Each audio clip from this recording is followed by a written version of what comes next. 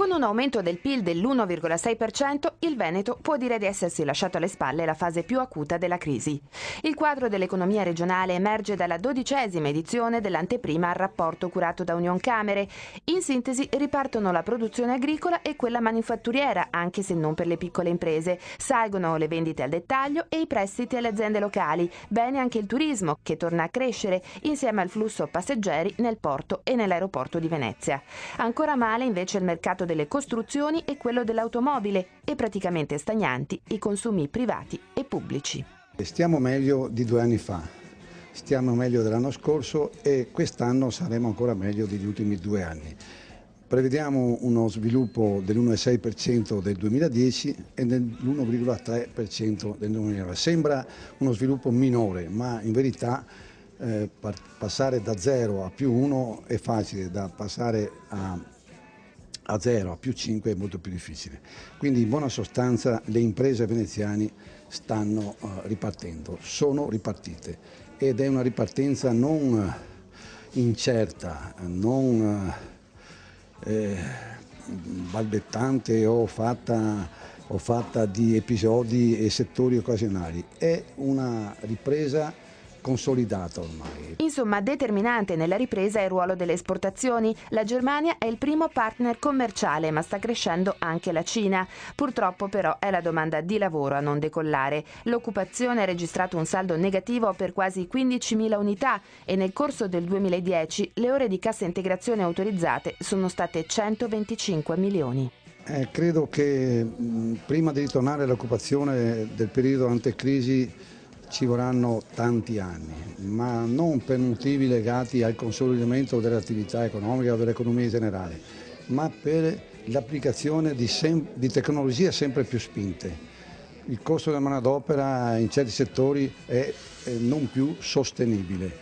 Saranno necessarie figure professionali specializzate, saranno necessarie figure professionali che conoscono in profondità la loro attività e quindi più tecnici, meno manodopera, meno operai, meno manodopera scarsamente qualificata. Ad ogni modo le imprese venete, secondo Unioncamere, diventerebbero più competitive se il sistema fiscale fosse più efficiente e in questo, dice il rapporto, il federalismo può aiutare. Se noi fossimo una regione all'interno di un altro sistema paese, quale per esempio la Germania, la nostra solidarietà, la nostra perequazione non sarebbe di circa il 30% delle tasse che vengono pagate su questo territorio, ma sarebbe di circa il 10%, quindi c'è un differenziale di circa 12 miliardi di euro. Questo differenziale è enorme. Facciamo l'esempio del passante molte volte, il passante è costato circa 1 miliardo di euro, quindi vorrebbe dire 12 passanti all'anno. No, ma per dire dell'importanza che questi fondi sono importantissimi per quanto riguarda appunto la costruzione per esempio di infrastrutture, quindi per dare una spesa pubblica più efficiente dal punto di vista anche non della spesa fissa ma della spesa per investimenti. Quindi questo differenziale le nostre imprese lo pagano nei confronti delle imprese di altre regioni europee che sono avanzate come la nostra e quindi perdono quote di mercato, in particolar modo nei confronti delle imprese che stanno in regione dove il residuo fiscale è più basso. I timori che il federalismo però strozzi gli enti locali e li costringa invece ad aumentare le tasse ci sono. Allora, il federalismo oggi è ancora in una fase assolutamente iniziale, si sta assistendo a delle forme di riordino del sistema della finanza pubblica, sicuramente è ovvio che l'obiettivo è quello di una riduzione del residuo fiscale, quindi per quanto riguarda le regioni virtuose come sono Veneto, Lombardia, Emilia-Romagna, non c'è nulla da temere, ma è ovvio che in altre aree del Paese dove ad oggi coi costi storici si è approfittato della finanza pubblica, è ovvio che in quelle aree il federalismo, inteso come appunto riordino della finanza pubblica, potrà portare effettivamente anche ad un aumento di tasse.